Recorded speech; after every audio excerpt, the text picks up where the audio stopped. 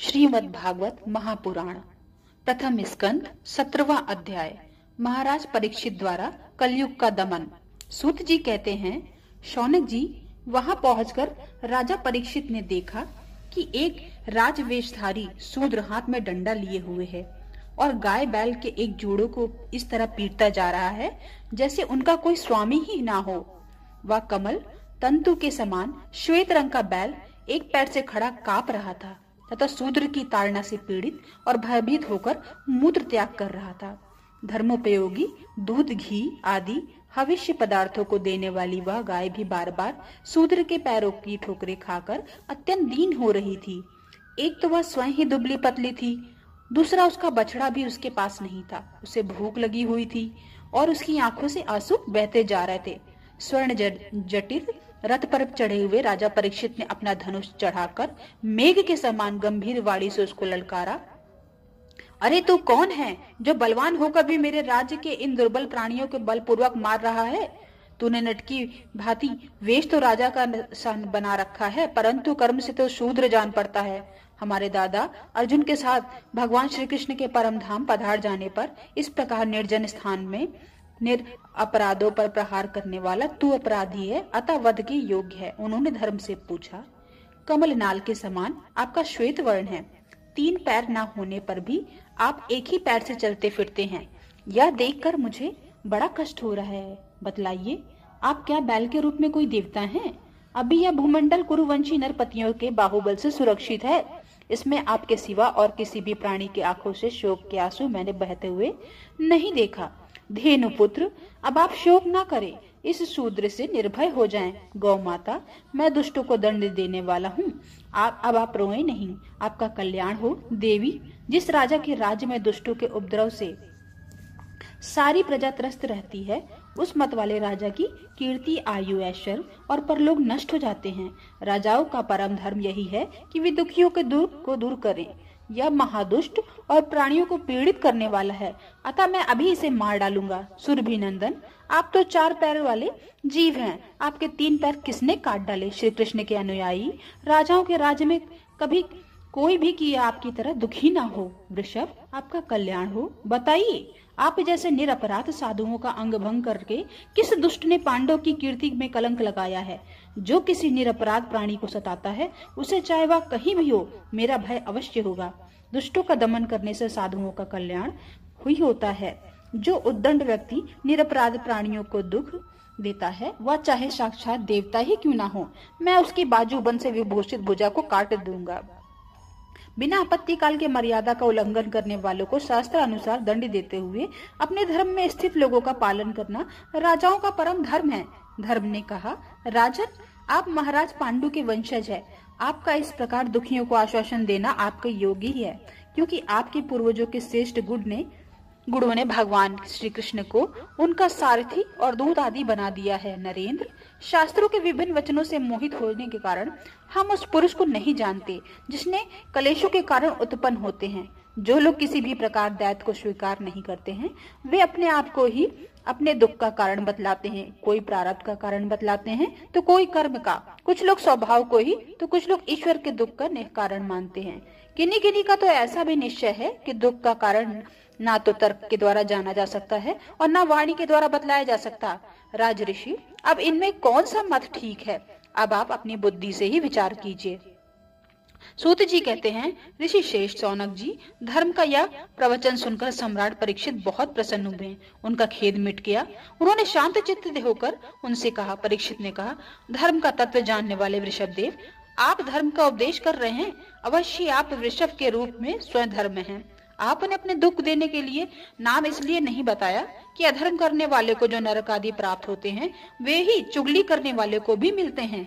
अथवा यही सिद्धांत निश्चित है कि प्राणियों के मन और वाणी से परमेश्वर की माया का स्वरूप और का निर्गुण नहीं किया जा सकता। धर्मदेव, सतयुग में आपके 4 चरण थे, तप, पवित्रता, दया और सत्य।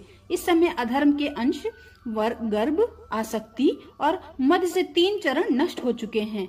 अब आपका 4था चरण केवल सत्य ही बचा है। उसी के बल पे आप ही जी रहे हैं। असत्य से पुष्ट हुआ यह अधर्म रूप कलयुग उसे भी ग्रास कर लेना चाहता है। ये गौ माता साक्षात पृथ्वी है। भगवान ने इनका भारी बोझ उतार दिया था और ये उनके राशि राशि सौंदर्य बिखेरने वाले चरण चिन्हों से सर्वत्र उत्सवमयी हो गई हैं। अब ये उनसे बिछुड़ गई हैं। वे साध्वी अभाग्नि के समान नेत्रों में जल भरकर यह चिंता कर रही हैं कि अब राजा का स्वांग बनाकर ब्राह्मण दोही शूद्र मुझे भोगेंगे। महारथी परीक्षित ने इस प्रकार धर्म और पृथ्वी को संतावना दी। फिर उन्होंने अधर्म के कारण रूप कलयुग को मारने के लिए तीक्ष्ण तलवार उठाई। कलयुग ताड़ गया कि अब मुझे मार ही डालना चाहते हैं। अतः उसने झटपट अपने राज चिन्ह उतार डाले और भय विह्वल होकर उनके चरणों में अपना सर रख दिया। परीक्षित बड़े यशस्वी, दीन वत्सल और शरणागत रक्षक थे। उन्होंने जब कलयुग को अपने पैरों पर पड़े देखा तो कृपा करके उसको मारा नहीं। अपति हंसते हुए उनसे बोला, परीक्षित बोले, जब तू हाथ जोड़कर शरण में आ गया है तब अर्जुन के यशस्वी वंश में उत्पन्न हुए किसी भी वीर से तुझे कोई भय नहीं है, परंतु तू अधर्म का सहायक है, इसलिए तुझे मेरे राज्य में बिल्कुल नहीं रहना चाहिए। तेरे राजाओं के शरीर में रहने से ही लोभ, झूठ, चोरी, दुष्टता, स्वधर्म त्याग, दरिद्रता, कपट, कलह, दंभ और दूसरों के पापों को बढ़ती ही हो रही है। अतः अधर्म के साथी इस ब्रह्मावर्त में तू एक क्षण के लिए भी ना ठहरना, क्योंकि यह धर्म और सत्य का निवास स्थान है। इस क्षेत्र में यज्ञ विधि के जानने वाले महात्मा यज्ञों के द्वारा यज्ञ पुरुष भगवान की आराधना करते रहते हैं। इस देश में भगवान श्री हरि यज्ञों के रूप में निवास करते हैं। यज्ञों के द्वारा उनकी पूजा होती है और वे यज्ञ करने वाले का कल्याण करते हैं। वे सर्वात्मा भगवान वायु की भांति समस्त चराचर जीवों के भीतर और बाहर एक रस से स्थित रहते हुए उनकी कामनाओं को पूर्ण करते रहते हैं। सूत जी कहते हैं, परीक्षित की यह आज्ञा सुनकर कलयुग सिहर उठा। यमराज के समान मारने के लिए उद्यत हाथ में तलवार लिए हुए परीक्षित से वह बोला। काली ने कहा, सार्वभौम, आपकी आज्ञा से जहाँ कहीं भी मैं रहने का विचार करता हूँ वहीं देखता हूँ कि आप धनुष पर बाढ़ चढ़ाए खड़े हैं। धार्मिक शिरोमणे, आप मुझे यह स्थान बताइए कि जहाँ मैं आपकी आज्ञा का पालन करता हुआ स्थिर होकर रह सकूं। श्री सूत जी कहते हैं, कलयुग की प्रार्थना स्वीकार करके राजा परीक्षित ने उसे 4 स्थान दिए: धूत, मदपान, स्त्री संग और हिंसा। इन स्थानों में क्रमशः असत्य, मद, आसक्ति और निर्दयता ये 4 प्रकार के अधर्म निवास करते हैं। उसने और भी स्थान मांगे। तब समर्थ परीक्षित ने उसे रहने के लिए एक और स्थान सुवर्ण धन दिया। इस प्रकार कलयुग के 5 स्थान हो गए: झूठ, मद, काम, वैर और रजोगुण। परीक्षित को दिए हुए इन्हीं 5 स्थानों में अधर्म का मूल कारण काली उनकी आज्ञाओं का पालन करता हुआ निवास करने लगा। इसलिए आत्म कल्याणमय पुरुष को इन 5 स्थान का सेवन कभी नहीं करना चाहिए। धार्मिक राजा, प्रज्ञा वर्ग के लौकिक नेता और धर्मोपदेष्टा गुरुओं का तो बड़ी सावधानी से इनका त्याग करना चाहिए। राजा परीक्षित ने इसके बाद वृषभ रूप धर्म के 3 चरण तपस्या, शौच और दया जोड़ दिए और आश्वासन देकर पृथ्वी को संवर्धन किया। वे ही महाराजा परीक्षित इस समय अपने राज सिंहासन पर, जिसे उन्हें पितामह महाराज युधिष्ठिर ने वन में जाते समय उन्हें दिया था, विराजमान है। वे परम यशस्वी, सौभाग्य भाजन, चक्रवर्ती सम्राट राजश्री परीक्षित इस समय हस्तिनापुर में कौरव कुल की राजलक्ष्मी से शोभायमान है। अभिमन्यु नंदन राजा परीक्षित वास्तव में ही ऐसे प्रभावशाली हैं जिनके शासन काल में आप लोग इस दीर्घकालीन यज्ञ के लिए दीक्षित हुए हैं। 17वां अध्याय समाप्त। 18वां अध्याय। राजा परीक्षित को श्रृंगी ऋषि का श्राप। सूत जी कहते हैं, अद्भुत कर्मा भगवान श्री कृष्ण की कृपा से राजा परीक्षित अपनी माता की कोख में अश्वत्थामा के ब्रह्मास्त्र से जल जाने पर भी नहीं मरे नहीं। जिस समय ब्राह्मण के साप से उन्हें डसने के लिए तक्षक आया, उस समय वे प्राणनाशक के महान भय से भी भयभीत नहीं हुए, क्योंकि उन्होंने अपना चित्त भगवान श्री कृष्ण के चरणों में समर्पित कर रखा था। उन्होंने सबकी आसक्ति छोड़ दी, गंगा तट पर जाकर श्री सुखदेव जी से उपदेश ग्रहण किया और इस प्रकार भगवान के स्वरूप को जानकर अपने शरीर को त्याग दिया।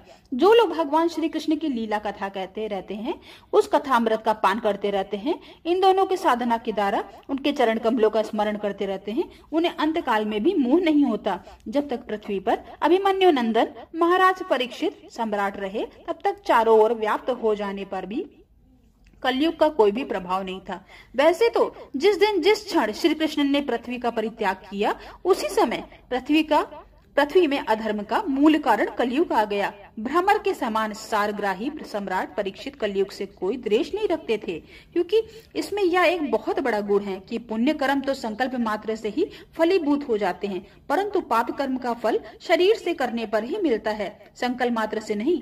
यह भेड़िए के समान बालकों के प्रति शूरवीर और धीरवीर पुरुषों के लिए बड़ा भीरू है।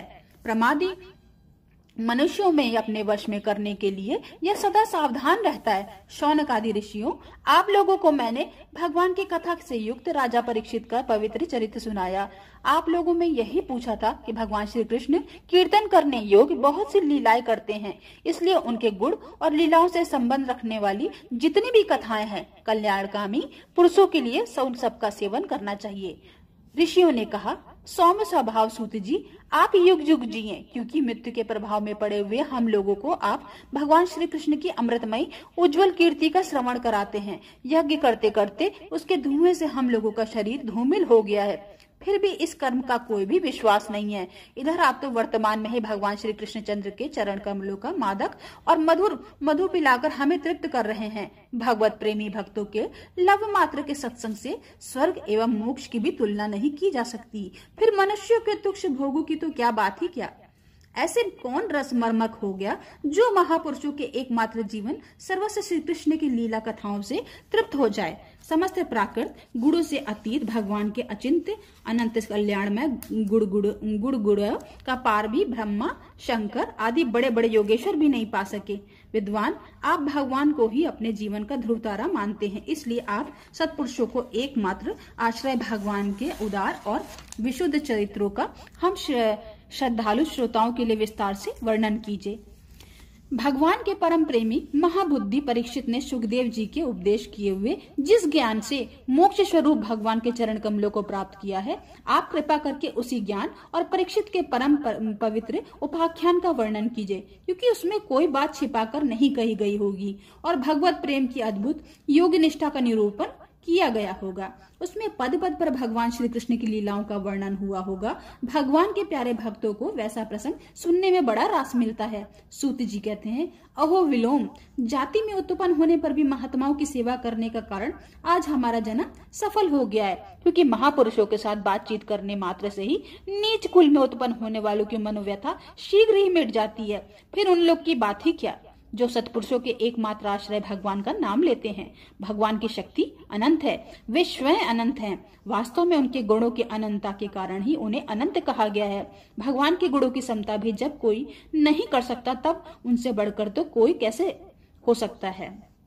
उनके गुणों की यह विशेषता समझाने के लिए इतना कह देना ही पर्याप्त है कि लक्ष्मी जी अपने को प्राप्त करने की इच्छा से प्रार्थना करने वाले ब्रह्मादि देवताओं को छोड़कर भगवान के न चाहने पर भी उनके चरण कमलों की रज का ही सेवन करती हैं। ब्रह्मा जी ने भगवान के चरणों का प्रक्षालन करने के लिए जो जल समर्पित किया था, वही उनके चरण नखों में निकलकर गंगा जी के रूप में प्रवाहित हुआ। यह जल महादेव जी सहित सारे जगत को पवित्र करता है। ऐसी अवस्था में त्रिभुवन में श्री कृष्ण के अतिरिक्त भगवान शब्द का दूसरा और अर्थ ही क्या हो सकता है, जिसके प्रेम को प्राप्त करने के लिए धीर पुरुष बिना किसी हिचकिचाहट देह गए आदि की दृढ़ आसक्ति को छोड़ देते हैं और उस अंतिम परमहंस आश्रय को स्वीकार करते हैं, जिसमें किसी को भी कष्ट न पहुंचाना और सब ओर से उपशांत हो जाना ही स्वधर्म होता है। सूर्य के समान प्रकाशमान महात्माओं ने आप लोगों ने मुझसे जो कुछ पूछा था, वह मैं अपनी समझ के अनुसार सुनाता हूँ। जैसे पक्षी अपनी शक्ति के अनुसार आकाश में उड़ते हैं, वैसे ही विद्वान लोग भी अपनी अपनी बुद्धि के अनुसार ही श्री कृष्ण की लीला का वर्णन करते रहते हैं। एक दिन राजा परीक्षित धनुष लेकर वन में शिकार खेलने गए हुए थे। हिरणों के पीछे दौड़ते दौड़ते वे थक गए। उन्हें बड़ी जोर की भूख और प्यास लगी। जब कहीं उन्हें कोई जलाशय नहीं मिला, तब वे पास के ही ऋषि के आश्रम में घुस गए। उन्होंने देखा कि वहीं आंखें बंद करके शांत भाव से एक मुनि आसन पर बैठे हुए हैं। इंद्रिय, प्राण, मन और बुद्धि के निरुद्ध हो जाने से संसार के ऊपर उठ गए हैं। जागृत, स्वप्न, सुषुप्ति तीनों अवस्थाओं से रहित निर्विकार ब्रह्म रूप तुरीय पद में वे स्थित हैं। उनका शरीर बिखरी हुई जटाओं से और कृष्ण मृग चर्म से ढका हुआ है। राजा परीक्षित ने ऐसी ही अवस्था में उनसे जल मांगा, क्योंकि प्यास से उनका गला सूखा जा रहा था। जब राजा को वहां बैठने के लिए तिनके का आसन भी न मिला, किसी ने उन्हें भूमि पे बैठने को लिए भी नहीं कहा, अर्ध और आदर भरी मीठी बातें भी कहां से मिलती, तब अपने को अपमानित सम्मान कर वे क्रोध के वश में हो गए। शौनक जी वे भूख प्यास से छटपटा रहे थे, इसलिए एकाएक उन्हें ब्राह्मण के प्रति ईर्ष्या और क्रोध हो गया। उनके जीवन में इस प्रकार से यह पहला ही अवसर था। वहां से लौटते समय उन्होंने क्रोधवश धनुष की नोक से एक मरा हुआ सांप उठाकर ऋषि के गले में डाल दिया और अपनी राजधानी में चले गए। उनके मन में यह बात आई कि इन्होंने ये जो अपने नेत्र बंद कर रखे हैं, सो क्या वास्तव में इन्होंने अपनी सारी इंद्रिय वृत्तियों को निरोध कर लिया है, अथवा इन राजाओं से हमारा क्या प्रयोजन है। ये सोचकर उन्होंने झूठ मूठ समाधि का ढोंग रचा रखा है। इन शमीक मुनि का पुत्र बड़ा तेजस्वी था। वह दूसरे ऋषि कुमारों के साथ पास ही में खेल रहा था। जब उसने बालक ने सुना कि राजा ने मेरे पिता के साथ दुर्व्यवहार किया है, तब वह इस प्रकार कहने लगा, ये नरपति कहने वाले लोग उच्छिष्ट बोझी कौओं के समान संड मुसंड होकर कितना अन्याय करने लगे हैं। ब्राह्मणों का दास होकर भी ये दरवाजे पर पहरा देने वाले कुत्ते के समान अपने स्वामी का तिरस्कार करते हैं। ब्राह्मणों ने क्षत्रियों के द्वारा अपना द्वारपाल बनाया है, उन्हें द्वार पर रहकर रक्षा करनी चाहिए। घर में घुसकर स्वामी के बर्तन में खाने का अधिकार उसे नहीं है। अतएव उन मार्ग गामियों के शासन भगवान श्री कृष्ण के परम धाम पधार जाने पर इन मर्यादा तोड़ने वालों ने आज मैं दंड देता हूँ। मेरा तपोबल देखो। अपने साथी बालकों से इस प्रकार कहकर क्रोध से लाल लाल आंखों वाले उस ऋषि कुमार ने कौशिकी नदी से जल का आचमन करके वाणी रूपी वर्ज का प्रयोग किया। कुलंगार परीक्षित ने मेरे पिता का अपमान करके मर्यादा का उल्लंघन किया है, इसलिए मेरी प्रेरणा से आज के 7वें दिन उसे तक्षक सर्प डस लेगा। इसके बाद वह बालक अपने आश्रम आया और अपने पिता के गले में सांप देखकर उसे बड़ा दुख हुआ और वह डहा मारकर रोने लगा। विप्रवर शौनक जी शमीक मुनि ने अपने पुत्र का रोना चिल्लाना सुनकर धीरे धीरे अपनी आंखें खोली और देखा कि उसके गले में एक मरा सांप पड़ा है। उसे फेंक कर उन्होंने अपने पुत्र से पूछा, बेटा तुम क्यों रो रहे? किसने तुम्हारा अपमान किया है? उनके इस प्रकार पूछने पर बालक ने सारा हाल कह दिया। ब्रह्मर्षि शमीक ने राजा के श्राप से बात सुनकर उन्होंने अपने पुत्र का अभिनंदन नहीं किया। उनकी दृष्टि में परीक्षित शाप के योग्य नहीं है, क्योंकि उन्होंने कहा, ओ मूर्ख बालक, तूने बड़ा पाप किया। खेद है कि उनकी थोड़ी सी गलती के लिए तूने उनको इतना बड़ा दंड दिया। तेरी बुद्धि अभी कच्ची है। तुझे भगवत स्वरूप राजा का साधारण मनुष्य के समान नहीं समझना चाहिए, क्योंकि राजा के दुस्सह तेज से सुरक्षित और निर्भय रहकर ही प्रजा अपने कल्याण संपादन करती है। जिस समय राजा का दूध धारण करके भगवान पृथ्वी पर नहीं दिखाई देंगे, उस समय चोर बढ़ जाएंगे और अशिक्षित भीड़ों के समान एक क्षण में ही लोगों का नाश हो जाएगा। राजा के नष्ट हो जाने पर धन आदि चुराने वाले चोर जो पाप करेंगे, उसके साथ हमारा कोई संबंध ना होने पर भी वह हम पर लागू होगा, क्योंकि राजा के ना रहने पर लुटेरे बढ़ जाएंगे और आपस में मारपीट गाली गलौज करते हैं। साथ ही पशु, स्त्री और धन संपत्ति भी लूट लेते हैं। उस समय मनुष्यों का वर्णाश्रमाचार युक्त वैदिक आर्य धर्म लुप्त हो जाता है। अर्थ, लोभ और काम वासना के विवश होकर लोग कुत्ते और बंदरों के समान वर्ण शंकर हो जाते हैं। सम्राट परीक्षित तो बड़े यशस्वी और धनुंधर है। उन्होंने बहुत से अश्वमेघ यज्ञ किए हैं और वो भगवान के परम प्यारे भक्त हैं। वे ही राजश्री भूख प्यास से व्याकुल होकर हमारे आश्रम पर आए थे। वे श्राप से योग्य कदापि नहीं है। इस नासमझ बालक ने हमारे निष्पाप सेवक राजा का अपराध किया है। सर्वात्मा भगवान कृपा करके इसको क्षमा करें। भगवान के भक्तों को भी बदला लेने के लिए शक्ति होती है, परंतु वे दूसरों के द्वारा किए हुए अपमान, धोखेबाजी, गाली गलौज, आपेक्ष और मारपीट कर कोई बदला नहीं लेते। महामुनि शमीक को पुत्र पर अपराध पर बड़ा पश्चाताप हुआ। राजा परीक्षित ने जो उनका अपमान किया था, उस पर तो उन्होंने ध्यान ही नहीं दिया। महात्माओं का तो स्वभाव ही ऐसा होता है कि जगत में जब दूसरे लोग उन्हें सुख दुख आदि द्वंद्वों में डाल देते, तब वे प्रायः हर्षित या व्यथित नहीं होते, क्योंकि आत्मा का स्वरूप तो गुरु से सर्वदा पड़े है। इति 18वां अध्याय समाप्तम। 19वां अध्याय परीक्षित का अनशन व्रत और सुखदेव जी का आगमन। सूत जी कहते हैं, राजधानी में पहुंचने पर राजा परीक्षित को अपने उस निंदनीय कर्म के लिए बड़ा पश्चाताप हुआ। वे अत्यंत उदास होकर सोचने लगे, मैंने निरपराध एवं अपना तेज छिपाए हुए ब्राह्मण के साथ अन्यार्य पुरुषों के समान बड़ा नीच व्यवहार किया है। यह बड़े खेद की बात है। अवश्य उन महात्मा के अपमान के फलस्वरूप शीघ्र शीघ्र मुझ पर कोई घोर विपत्ति आएगी। मैं भी ऐसा ही चाहता हूँ, क्योंकि उससे मेरे पाप का प्रायश्चित हो जाएगा और फिर मैं कभी ऐसा काम करने का दुस्साहस नहीं करूंगा। ब्राह्मणों की क्रोधाग्नि आज ही मेरे राज्य, सेना और भरे पूरे खजानों को जलाकर खाक कर देगी, जिससे फिर कभी मुझे दुष्ट की ब्राह्मण, देवता और गौओं के प्रति ऐसी पाप बुद्धि ना हो। वे इस प्रकार चिंता कर रहे थे कि उन्हें मालूम हुआ कि ऋषि कुमार के शाप से तक्षक मुझे डसेगा। उन्हें वह धधकती हुई आग के समान तक्षक का डसना बहुत भला मालूम हुआ। उन्होंने सोचा कि बहुत दिनों से मैं संसार में आसक्त हो रहा था, अब मुझे शीघ्र वैराग होने का कारण प्राप्त हो गया। वे इस लोक और परलोक के भोगों को तो पहले से ही तुच्छ और त्याज समझते थे। अब उनका स्वरूप त्याग करके भगवान श्री कृष्ण के चरण कमलों की सेवा को सर्वोपरि मानकर आमरण अनशन व्रत लेकर वे गंगा तट पर बैठ गए। गंगा जी का जल भगवान श्री कृष्ण के चरण कमलों में वह पराग लेकर प्रवाहित होता है, जो श्रीमती तुलसी की गंध से मिश्रित है। यही कारण है कि वे लोकपालों के सहित ऊपर नीचे के समस्त लोगों को पवित्र करती हैं। कौन ऐसा मरणासन पुरुष होगा जो उनका सेवन न करेगा। इस प्रकार गंगा जी के तट पर आमरण अनशन का निश्चय करके उन्होंने समस्त आसक्तियों का परित्याग कर दिया और वे मुनियों का व्रत स्वीकार करके अन्य भाव से श्री कृष्ण के चरण कमलों का ध्यान करने लगे। उस समय त्रिलोकी को पवित्र करने वाले बड़े बड़े महानुभाव ऋषि मुनि अपने शिष्यों के साथ वहां पधारे। संतजन प्रायः तीर्थ यात्रा के बहाने स्वयं उन तीर्थ स्थानों को पवित्र करते हैं। उस समय वहां पर अत्रि, वशिष्ठ, च्यवन, सरद्रान, अरोष्टनेमि, भृगु, अंगीरा, पराशर, विश्वामित्र, परशुराम, उद्धत, इंद्रप्रमद, इद्धिम्वा, मेघातिथि, देवल, आष्टिशेष, भारद्वाज, गौतम, पिपलाद, मैत्रेय, आर्वे, कवश, अगस्त्य, भगवान व्यास, नारद तथा इनके अतिरिक्त और भी कई श्रेष्ठ देव ऋषि, ब्रह्म ऋषि और अरुण आदि राजर्षि वर्यों का शुभागमन हुआ। इस प्रकार विभिन्न गोत्रों के मुख्य मुख्य ऋषियों को एकत्र देखकर राजा का सबका यथायोग सत्कार किया और उनके चरणों पर सिर रखकर वंदना की। जब सब लोग आराम से अपने अपने स्थानों पर बैठ गए, तब महाराज परीक्षित ने उन्हें फिर से प्रणाम किया और उनके सामने खड़े होकर शुद्ध हृदय से अंजलि बांधकर वे जो कुछ करना चाहते थे उसे सुनाने लगे। राजा परीक्षित ने कहा, अहो समस्त राजाओं में हम धन्य हैं, धन्यतम हैं, क्योंकि अपने शील स्वभाव के कारण हम आप महापुरुषों के कृपा पात्र बन गए हैं। राजवंश के लोग प्राय निंदित कर्म करने के कारण ब्राह्मणों के चरण धोवन से दूर पड़ जाते हैं। यह कितने खेद की बात है।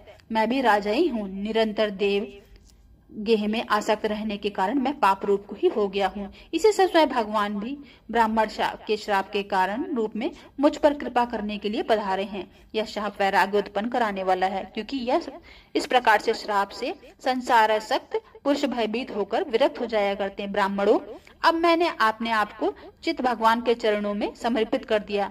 आप लोग और माँ गंगा जी की शरणागत जानकर मुझ पर अनुग्रह करें। ब्राह्मण कुमार के श्राप से प्रेरित होकर दूसरा कपट से तक्षक का रूप धरकर मुझे डस ले अथवा स्वयं तक्षक आकर डस ले, मुझे इसकी तनिक भी परवाह नहीं है। आप लोग कृपा करके भगवान के रसमय लीलाओं का गायन करें।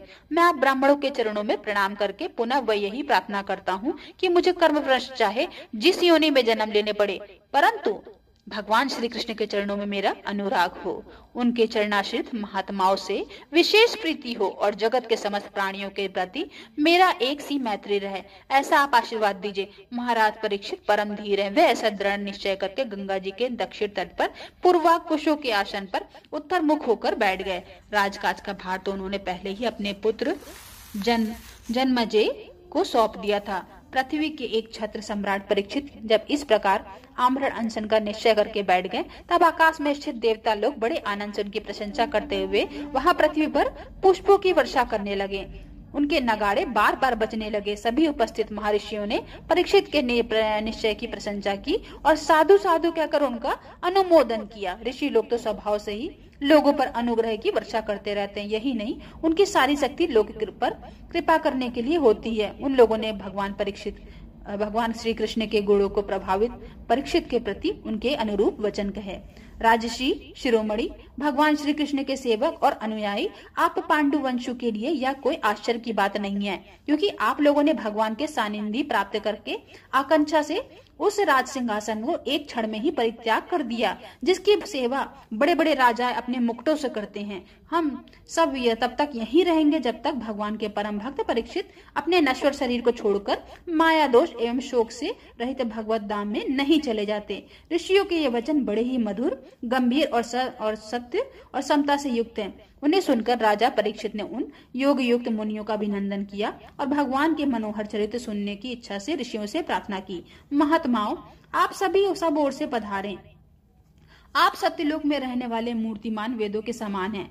आप लोगों का दूसरों पर अनुग्रह करने का अतिरिक्त जो आपका सहज स्वभाव ही है, इस लोक या परलोक में कोई स्वार्थ नहीं है। विप्रवरो, आप लोगों पर पूर्ण विश्वास करके मैं अपने कर्तव्य के संबंध में यह पूछने योग्य प्रश्न करता हूँ कि आप सभी विद्वान परस्पर विचार करके बतलाइए, सबके लिए सब अवस्थाओं में, विशेष करके थोड़े ही समय में मरने वाले पुरुषों के लिए अंतःकरण और शरीर से करने योग्य विशुद्ध कर्म कौन सा है। उसी समय पृथ्वी पर स्वेच्छा से विचरण करते हुए किसी की कोई उपेक्षा न रखने वाले व्यास नंदन भगवान श्री सुखदेव वहां महाराज जी प्रकट हुए। वे वर्ण अथवा आश्रम के बाहर चिन्हों से रहित एवं आत्मानुभूति में संतुष्ट थे। बच्चों और स्त्रियों ने उन्हें घेर रखा था। उनका वेश अवधूत का था। 16 वर्ष की अवस्था थी। चरण, हाथ, जंघा, भुजाएं, कंधे, कपोल और अन्य सब अंग अत्यंत सुकुमार थे। नेत्र बड़े बड़े और मनोहर थे। नासिका कुछ ऊंची थी, कान बराबर थे, सुंदर भवें थी।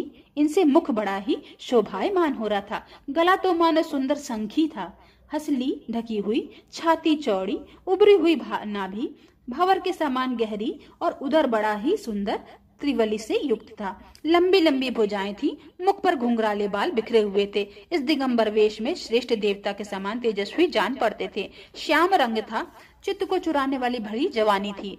वे शरीर की छटा और मधुर मुस्कान से स्त्रियों को सदा ही मनोहर जान पड़ते थे। यद्यपि उन्होंने अपने तेज को छुपा रखा था, फिर भी उनके लक्षण जानने वाले मुनियों ने उन्हें पहचान लिया और वे सबके सब अपने अपने आसन छोड़कर उनके सम्मान के लिए उठ खड़े हुए।